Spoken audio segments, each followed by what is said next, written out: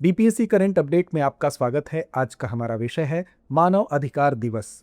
आइए सबसे पहले बात करते हैं चर्चा के बिंदुओं की। सबसे पहले जानेंगे ये चर्चा में क्यों है। इसके मुख्य बिंदुओं को जानने के साथ मानवाधिकार क्या है, राष्ट्रीय मानवाधिकार आयोग के बारे में, और अंत में चलेंगे अभ्यास प्रश्न की तरफ। तो चलिए सबसे पहले बात करते हैं ये चर्चा में क्यों है। राष्ट्रपति द्रौपदी मुर्मू 10 दिसंबर 2025 को भारत मंडपम नई दिल्ली में आयोजित राष्ट्रीय मानवाधिकार आयोग के मानवाधिकार दिवस समारोह में मुख्य अतिथि के रूप में सम्मिलित होंगी। आइए जानते हैं इसके मुख्य बिंदुओं को। मानवाधिकार दिवस जो प्रतिवर्ष 10 दिसंबर को मनाया जाता है, न्याय, शांति तथा समानता की आधारशिला के रूप में मानवाधिकारों के महत्व को रेखांकित करता है। मानवाधिकार दिवस की स्थापना वर्ष 1950 में मानवाधिकारों की सार्वभौमिक घोषणा के उपलक्ष्य में की गई थी।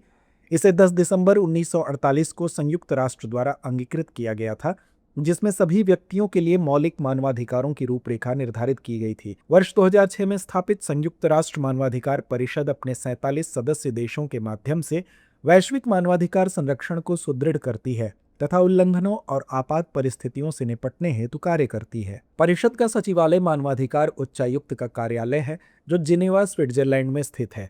यह दिवस घृणास्पद भाषण, भ्रांत सूचना तथा मानवाधिकारों के हनन का सामना करने के लिए सामूहिक प्रयासों का आह्वान करता है और समानता सहित निगरानीहीन, भेदभाव रहित व्यवस्था को प्रोत्साहित करता है। आइए जानते हैं मानवाधिकार क्या है। ये जाति, लिंग, राष्ट्रीयता, जातीयता, भाषा, धर्म या किसी अन्य स्थिति की परवाह किए बिना सभी मनुष्यों के लिए अंतर्निहित अधिकार हैं।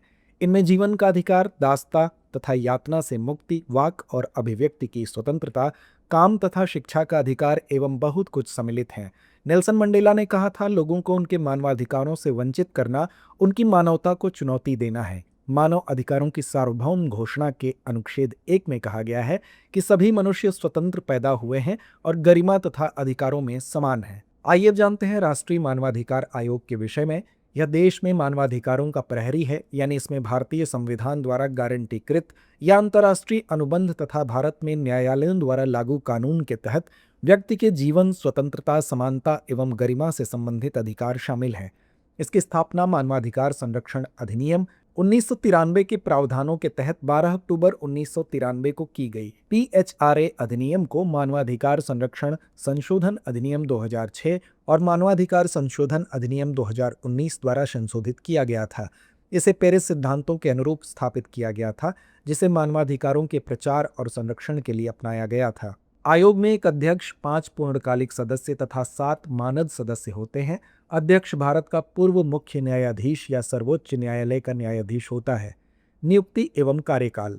अध्यक्ष और सदस्यों की नियुक्ति राष्ट्रपति द्वारा 6 सदस्यीय समिति की सिफारिशों के आधार पर की जाती है। समिति में प्रधानमंत्री, लोकसभा अध्यक्ष, राज्यसभा का उपसभापति, संसद के दोनों सदनों में विपक्ष के नेता तथा केंद्रीय गृह मंत्री शामिल होते हैं। अध्यक्ष और सदस्य 3 वर्ष की अवधि के लिए या 70 वर्ष की आयु तक जो भी पहले हो पद पर बने रहते हैं।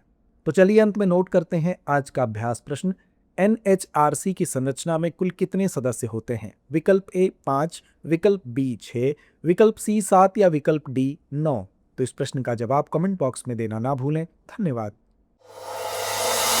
अब एग्जाम की तैयारी को और बेहतर करने के लिए हमारे चैनल को लाइक, शेयर और सब्सक्राइब करना ना भूलें।